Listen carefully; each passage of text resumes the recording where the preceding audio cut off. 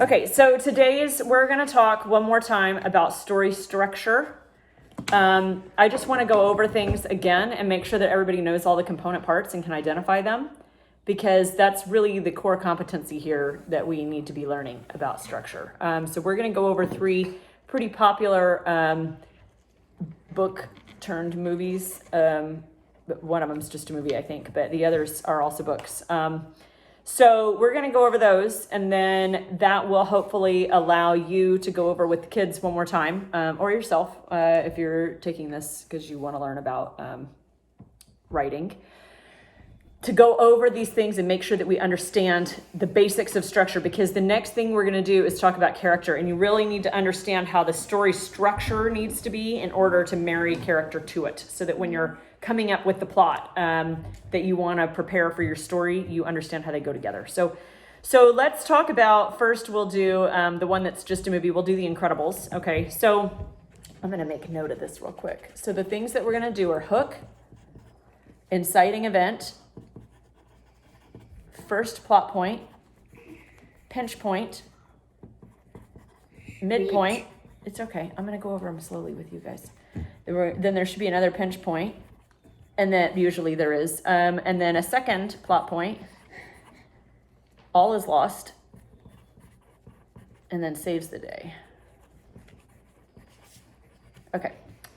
All right, so that's 1, 2, 3, 4, 5, 6, 7, 8, 9 things. All right, that each story should have. So let's talk about the movie The Incredibles. The Incredibles starts out with a pretty cool hook. What is the hook for The Incredibles? Does anyone remember? The dad and the mom are fighting bad guys. So it starts out interviewing superheroes. So we know right away that we're in a fantasy world. So that's kind of intriguing probably. And it's also funny, because they're interviewing them and you realize like, hey, this movie is going to be about real lives of superheroes, right? And so I think the hook is, hey, it's superheroes. Also, we're doing interviews of them. So they're real people and we're going to see how they all interact. Okay, so that's your hook. The first, the inciting event, I think is one of the more clever inciting events. It has a wonderful gap at the end of it. So the inciting event is basically Mr. Incredible is interrupted in his interview because he has to go save some stuff, like his hero alarms go off or whatever. So he goes to save the day, and he does everything from saving a cat in a tree to doing all kinds of stuff. And then what do you find out? And it plays right into the hook beautifully. A guy was trying to commit suicide. Well, there's a guy. So all these things roll in together, and you get 2 simultaneous inciting events. The first one is the guy who's trying to commit suicide that he saves is unhappy because he didn't want to be saved, right? The second one that you get at the same time is that him doing all this stuff, saving people, all of those saving things that he did, almost made him miss something important. His wedding. Oh, yeah. So you see the personal life of Mr. Incredible. He's a superhero who thinks he's amazing. He wants to be the best. And at the same time, he's trying to manage his personal life. You don't see that in superhero movies a lot. You don't see the personal aspect. He's a superhero marrying another superhero, and she is annoyed that he's trying to save the day. And if he had listened to her and not saved the day, he wouldn't have saved that guy. There wouldn't have been a lawsuit, which was the inciting event that set everything in place. Because what happens, there's a huge shift at the beginning of this book, or at the beginning of this movie, and that is that all of a sudden superheroes who have been beloved are now persona non grata. They have to shut down the superhero program. They have to retool everything. They send them all out. They're done. Superheroes get shut down at the very beginning, right? So that is the inciting event. Because he saved that guy and that guy sued, all of a sudden the public reaction to superheroes turns and they don't like him anymore, right? So it's interesting because, and you'll note that at the exact same time, in that same day, he sets up the villain. So I'm going to step aside here and say that as a component of story structure, you need to know who your villain is. So I'm going to use this little pencil. I'm going to write it to the side. You should always know who is your villain, or if you don't have a villain per se, it could be an antagonistic force. Because there are things like, there are movies where the villain is really like the world is ending or something. Like maybe there's not a particular villain. It's the, sure. Or like for instance, there's movies where people are on a boat and the boat is going to capsize and they're going to die, or someone gets left on an island. There isn't really a villain per se, but the world or the weather or whatever is an antagonistic force that is working to kill them or end them or destroy them or foil their purpose. Okay. All right. So we had the hook, we had the inciting event. What I think is neat is at the very beginning, you see that Mr. Incredible actually creates his own villain. There's a little kid who comes, Mr. Incredible, I love you. You're so wonderful. I'm your fan club. And what does Mr. Incredible believe that causes this kid to turn into a villain? Mr. Incredible believes, he says, you're not special, kid. Not everybody is a hero and you're not. Go away. He's not rude, but he's kind of rude and he's not polite, right? And he basically tells this kid that he's not special. So Mr. Incredible thinks that he's so wonderful and amazing, and his pride contributes in large part to the creation of his downfall at the end of the movie. Okay. So Mr. Incredible is very much the main character of this movie. And even though there are a lot of important side characters, he's the main character, right? He's the one that gets a character arc. And we're going to talk about that a little bit because that's where we're going to come in on Thursday. So Mr. Incredible has the character arc. Mr. Incredible creates the problem because he's the one who saves the suicide guy and results in this lawsuit followed by a bunch of other lawsuits, right? And gets all the superheroes have to go away because of him. But he doesn't recognize that it was his fault. So when the story kicks back in, he's living in his glory days of back when things were wonderful and the world was right.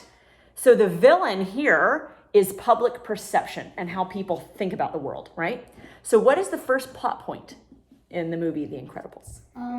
He's living in the glory days when his son does something awful that he should be telling his son, shame on you, and he puts tacks in the teacher's chair.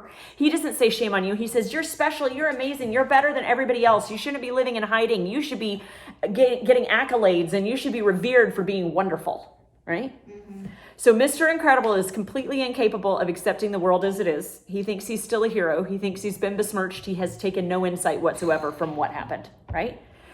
All right, so the first plot point is he's out like listening to radio signals or something, living in the glory days, and some opportunity arises. What's the opportunity?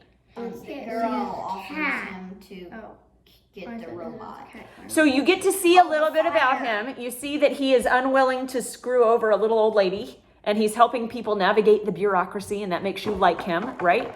But then when he goes in to rob that bank or whatever, afterwards, he gets an offer. Right? He's depressed. He's bummed. He's lost his job again. Is he willing to tell his wife about it? No. So you could actually say losing his job is his first plot point because that's a bad thing that happens, right? And he doesn't want to uproot his family. So he says, I'm going to figure something out. Or you could say that the first plot point is when he gets the offer. I think it's when he gets the offer. The lady comes to him and says, I'm going to make you an offer. I need your superhero abilities to pay the bills, right? I'll pay you for it. It's a job. And instead of telling his wife and being honest about the fact that he lost his job and talking to her about what to do, he says, yes, I want the opportunity to be a superhero again, right? So he goes in and he fights some metal hunk of junk, beats it down, wins, and gets a lot of money. But he's a big fatty. And that precipitates a change in him. And I think that frankly, is the pinch point. Because instead of seeing that as, I need to go come clean with my wife, I need to do what I do. But obviously, the other pinch point is that you get to see this villain, right? You see that there's something going on. Why would these people hire him? Right? Yeah. So that's, the real pinch point is when you see the villain. But I also think that there's a villain inside of Mr. Incredible because where are his priorities? Are they in the right place? Right. No. So then you get to see the midpoint. And what is the midpoint? It's when he gets another job assignment, right? And what does he do? He takes it. And he says, I got my fancy car. I'm looking good. I've been getting in shape. I got a new costume all set up or whatever, a new uniform or whatever you call it, okay? And he lies to his wife again, and he goes on this trip. And what happens at the midpoint? Does he win? No, he doesn't. He gets knocked down, and he can't get up again. Yeah, that's right. That's funny. And then he basically is hosed, right? And so he crunks out. And he needs to be saved, right? And so his family then finds out that, the beacon or whatever gets activated. And so the lady finds out that there's a problem and she finds out that there's new costumes and all this stuff. All right, so then the family steps in And the pinch point is when everything's bad, the plane, so what's the second plot point? His wife has to decide what to do, right? Now we have another character coming in. His wife has to decide, like, what do I do here? And what does she do? She says, I'm going to go in and save my husband, right? And she goes in to save her husband, and she brings her kids because she needs their help. No, she says, you stay home. So we have a whole family of people who think they can handle everything alone and they do not need help. We have a family that is not working well together or communicating well together, right? Except for the kids, they kind of work together. So not really, they're all fighting. Violet thinks she's a loser and doesn't use her powers at all. Flash ignores everybody and is just like his dad. And the baby they ditch at home with a very incompetent babysitter. All right, and so then they end up working together, but then when is the all is lost moment? When they're all Even stuck though in they the work chain. together, what happens? They're all stuck in the They're all stuck. They electromagnetic. all get caught and they're all going down, right? And then Violet gets out. So all is lost, and then what happens? Violet figures out how to use her powers to escape, right? And then they say he's going out to take out New York, which he can do now because he's bitter that he's not special, right? And that he was shunned or whatever. And then the lady helps them, the guy's assistant or whatever. Lady. I don't remember what her name is. Sid. But I think No, Sid's no, sister. she goes and helps. Okay, and then they go to New York and they work together, finally, to vanquish the bad guy. Okay, and then when they go home, they find out that baby Jack, who has no powers, might have a few powers. He has more than them all. Okay, so there is The Incredibles. All right, let's do Holes next, because this video is really, really long. So I may just do Holes on video, and then we can do Matilda afterwards. So Holes is a story about a kid who is very normal-ish, but he's certainly not special, right? His name is Stanley Yelnats, which is Stanley backwards and forwards. Same as his dad, same as his grandfather, and his dad blames everything that goes wrong in his life on what? His The great, curse. great, A curse from a great-great-grandfather. And does the kid think that's real? No. No. Sort of. Not really. He doesn't really believe in it. But the father's life has not been wonderful, and he is always trying to figure out how to get the smell out of stinky shoes. He thinks that's going to make him a lot of money. He's like an inventor or whatever. Okay. And there's this interesting backstory that at the time when I was reading the book, I was like, really, why are we spending so much time on this? But it really comes together beautifully. They tell this interesting backstory about the grandfather who supposedly cursed everybody. He fell in love with a beautiful woman, but he didn't have what he needed in order to get her. He needed a big, fat, shiny pig so that her dad would say, yes, you can marry her. All he had was a crappy, scrawny runt. So he goes to this witch who says, if you will take this pig up to this special meadow and let it drink every day, then you... And sing to it. and sing to it or something, then you will have a big shiny pig and you can get the woman of your dreams. So he says, I'll do that, but what do I need for your advice? And she says, well, at the end, after carrying the pig back and forth so many days, you're going to be big and strong enough to carry me out there too. I need to go to this spring and get special water, whatever. So he does it, and he gets the shiny pig, and he goes in, and just like she said, he has a beautiful shiny pig, but does the girl end up marrying him? No, because he No. forgot to take it to her. She shafts him. Well, I don't know that it had to do with that, but it doesn't work out. He gets the pig, just like they said, but it doesn't work out. And he's so upset and distraught that he didn't end up marrying this vapid idiot who only wanted a rich guy that he forgets about his promise to the witch, and he does not carry her up to the spring, right? Even though she did everything she was supposed to do. And so he just gets on a boat and goes to America. And she told him that if he failed to fulfill his obligation, that she would curse him. Okay, so now he told his son, Stanley Yelnats, that he was cursed because he forgot to carry her to the spring. And then the son is now telling the main character that he is also cursed. So nothing in his life will go well. So Stanley, good old Stanley at the very beginning, is walking along, and a pair of very stinky shoes whams him right in the face. And he has a choice. So that's the hook. You're like, what? How is that a choice, right? The hook is, what do you do if a pair of sneakers comes flying over an overpass above you and hits you in the head? A normal person would just keep walking because they're stinky. But someone else might take them and put them on, thinking that they looked fancy. They were apparently fancy shoes.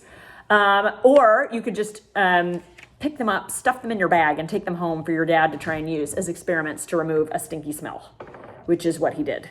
So he didn't break any rules. He didn't do anything wrong. He just picked up a pair of shoes. But apparently they were a famous pair of shoes that were up for auction for a charity because a stinky foot athlete wore them and signed them, and so they were worth a lot of money. And so he gets in trouble because they find him somehow. I don't know how. They figure out that he has the shoes. Some police are like, "Why are you running, kid?" Find him. And then So- he's carrying the Okay, shoes. so he's got the shoes. So he ends up going to juvie basically, but he could either go into juvie, which is like kid jail, or he could go to a work camp. So he chooses to go to this work camp, and the work camp is the subject of the title Holes. So, so what happens at this work camp? So the hook was intrigue, like what the crap is happening, and also sort of is he actually cursed? The inciting event is he gets to go to jail, basically juvie or a work camp, and he picks a work camp. What do you think? Once he's at the work camp, he finds out that he has to dig these holes that are 8 foot by 8 foot every single day. That's his punishment. He has to go out in the heat with almost no water, or maybe it's 5 foot by 5 foot, whatever it is. He's got to dig a really big hole. I think the hole has to be the size of his shovel, like 5 foot by 5 foot by 5 by 5 foot. Yeah, it's like a cube. So, so he goes out there, and when he gets out there, he's overweight. He's not in shape, and digging a hole is really hard the first day, and it about kills him the second day, right? But there's another little kid there who they call Zero because they think he's a worthless bag of trash, and Zero is the best of everybody at digging holes. But can he read? No, can't read. Everybody else makes fun of him. So he gets there, and if you find anything in the hole, you get the day off. If you find anything interesting. So, and also, who's the antagonistic force? The warden. I would say the curse. Also, the warden and the warden's henchmen, like the guards and stuff, okay? Because they're the people holding you and treating you badly and making you dig these holes. Yeah, Okay. like Mr. Sir. So, what is the first plot point? Does anyone know?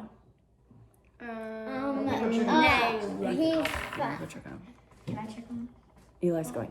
The first plot point is he finds something, right? Yeah. And so he could get the day off, but what does he do instead? He realizes, someone. yeah, he gives the thing that he found to somebody else because he realizes that if he actually got the day off, that it would be very, very bad for him. They wouldn't treat him well. So when he finds something, actually, I think he lies about where he found it too. Yeah. Yeah, and so he could have just said where he found it, but he doesn't. I think it was an accident. He lied about it so that I know why. So he was basically saying he found it in his hole, but he lied to say it was in the other kid's hole so that the other kid could get credit for it. But that put them all digging in the wrong place, looking for more. So he has an idea of where there might be something else, but he lied about it so that kid could get his day off. Okay. All right, and then at the same time, and also possibly a plot point, could also be the first plot point, Zero helps him out. I think he's like, With the whole digging. yeah, Yeah, he Zero digs, digs a like, hole for him. He's gonna get in half trouble the because he's like crunked out and tired, and Zero fixes it and digs his hole for him. Okay, He and teaches him to read. no, Zero asks him to teach him to read, and what does he say? No, I'm too tired. He says, "I'm too tired." I think that's one of the pinch points personally, because that's a big letdown. You have this overweight kid who has had every support and love from his family, even if they're not wealthy. And when given the opportunity to do the right thing, does he do it? No. This kid says, "I can't read. I'm treated badly by my family." And you do get to hear at some point, you get to hear his story, Zero's story, which is that he was basically with his mom, but then his mom left to go to a job interview or do something or get drugs on it. We don't know what it is. His mom left, and he was left in a playground all day, and she never came back Almost. or whatever. And so he's desperate to find his mom, but she's gone. And he stayed on this playground alone until social services came and took him. So this kid has had absolutely no support, no family, nobody helping him, nobody pulling for him. And he really feels like he is a zero. And so when he asks for Stanley to teach him to read, does Stanley do it? No. But then later, because the kid helps him out anyway, even though Stanley was a jerk, then Stanley agrees, I think probably at the midpoint, to help him learn to read. So Stanley starts helping him learn to read. And also, I think Stanley's actually looking for stuff now. He's realized that there's something weird going on, that they're having them dig holes for a reason. It's not just punishment, and that he wants to know what it is. So he's kind of paying attention. So then, what is the second plot point? And the pinch point is the guards doing mean things, right? The guards are kind of awful, and they don't give people stuff to drink and so on. But the second plot point is what? When Zero When he runs finds away. something. So, Or No, when he's Zero runs in a away. sunflower bag. yeah, so there's this Zero huge... runs away. Yeah, so there's this huge punishment, okay? The guard gives somebody steals a sunflower bag or something. I can't remember, it's a little fuzzy. But the culminating factor of that is that Zero has been so badly treated and so badly abused that he just leaves. He runs. And there's no way to survive if you run. They also gave kind of a fallback story about the area in a flashback. And they talked about there was a guy who was an African-American guy, right? And he was in love with a white lady and they were basically killed. And the guy had a lot of onions that he sold and the woman made peaches. And so there were jars of peaches somehow involved. So when Zero runs, now he has a decision to make. What does he do? Does he let Zero die? Or he let him down the first time. He actually steals the truck from the guard and drives in the truck to get as close to Zero as he can. And the truck breaks down and whatever happens and he has to run. And he drives into a hole. Yeah. And he takes the truck though and he goes to try and save Zero. And he does end up finding Zero, right? And they end up finding what we believe is the ancestress area of the onion farmer. And they live off of those onions until they decide to go back home. Okay, and another important note is that there were poisonous lizards or something that were out to try and kill everybody. But apparently we find out later that the lizards do not like the smell of onions. So when these two come back, they find something in the hole. And They don't like onion blood. and they know where to dig, and where they need to dig is where he found that first thing in the hole, right? Which he didn't confess to, but he knows where it is. So he goes to where that first hole was, where he found the stuff, and starts digging, and he finds like a big chest of stuff, and he knows this is what the people are looking for. And so the people come, and this is the all is lost moment, because the people come and he knows he's going to be in trouble. The villain is the warden. She's a lady, and her family owned this area and knows that there's a bunch of money buried. And they're about to die. She's going to shoot them, but they're covered by these like poisonous lizards who miraculously don't bite them. You find out later it's because they hate the smell of onions. But the people are afraid of them. And so at the same time, social services has come to try and figure out where these two kids are. And they find them, and they end up discovering that they get to keep all the stuff. It turns out it was somebody's... It was it was Stanley's grandfather. So Stanley's grandfather with the curse ended up losing some huge fortune, and that's the fortune that they find. And so it has his name on it, so he gets to keep it. And he ends up splitting it with Zero, who you find out is the ancestor of the witch from the beginning. It's a really, really well done book. Now that if I hadn't ruined the whole thing for you. What's also really good is that the movie was actually it wasn't as good as yeah, the book. but it's It was almost far. the movie comes awfully close if you're a movie fan. That and Matilda were both the two books that I all of them working together really, really well. Their plot and all these story structure issues are just perfect on that one. So that's going to be the last one that I'm going to diagram today. I'll do Matilda with the kids, but then try and work through some of these with your kids if you're doing this as your curriculum, and make sure that you have a good handle on what is an inciting event, what is a plot point, what are the gaps where you're expecting one thing but the other thing happens. You need to be able to identify those, because you should have one in every chapter. This book has one all the time. It's really, really well done. So Holes is a really good one to read or watch to try and dialogue. Okay.